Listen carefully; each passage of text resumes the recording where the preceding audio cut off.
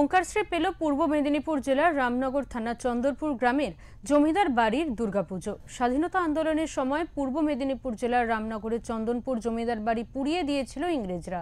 সেই জমিদার বাড়ির দুর্গাপুজো প্রায় ২৫০ বছরে পদার্পণ করেছে। স্বাধীনতা আন্দোলনের সময় একবার পুজো বন্ধ হলেও এখনও ঐতিহ্য মেনে চলছে মায়ের আবাহন।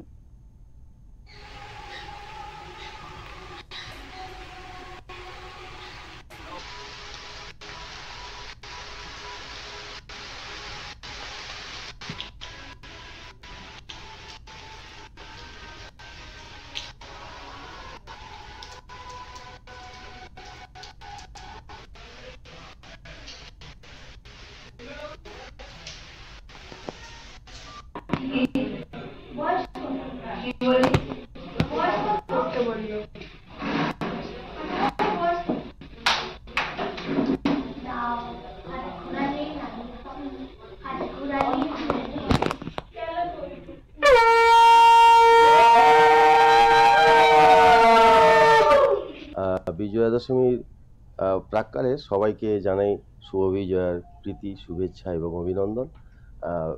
সবাই ভালো থাকুন, সবাই সুস্থ থাকুন। প্রতি বছরের মতো এবছর মা আসুন।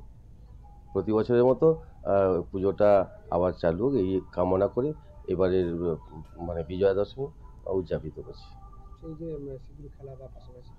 হ্যাঁ, প্রাচীন ঐতিহ্য মেনে চিরাচরিত প্রথা যেমন আমাদের থাকে সেরকম সিঁদুর খেলা একটা বিশেষ অঙ্গ। এই সিঁদুর খেলায় সেখানে সবাই অংশগ্রহণ করে। পরিবারের মহিলারা তারা মায়ের কাছে সিঁদুর নিয়ে মাকে দেন এবং নিজেদের মধ্যে সিঁদুর খেলা করেন। এটা প্রাচীন ঐতিহ্য মেনেই হয় এবং প্রতি বছর চলে আসছে। আমার বাবা ছিলেন পুরোহিত, এই যে বল্লভ ভাই যে আদি পুরোহিত তিনি ছিলেন জামাই, এই ঘরের বড় জামাইও তিনি ছিলেন। বাকি সেই নিয়ে আমার স্বামী বাবা মারা যাওয়ার পরে তিনিও এইখানে তিনি ভুবনমোহন দীক্ষিত, তিনিও এইখানে কাজ করেছেন এই পুরোহিতের কাজ। তারপরে তিনিও মারা গেছেন। আমি এখন বৈধব্য নিয়ে যন্ত্রণা নিয়ে ভুগছি। না তবু আমাদের পুজোর সঙ্গে ইনি এই যে আমার ভাইদের নিয়ে আমি যাই হোক আছি সেই রকম ভাবে। বাবা এটা কত ২৫০। হ্যাঁ, ২৫০ বছর হয়ে গেল বাবা। এই পুজো আমাদের হয়ে আসছে, এই ঐতিহ্য নিয়ে এই মাকে নিয়ে আমরা আছি সকলে। আর এরাই সম্বল পুজোটাকে ধরে রাখবে। মন্দির মামা তৈরি করে দিয়ে গেছে, এই ভাইরাই সম্বল থাকলো।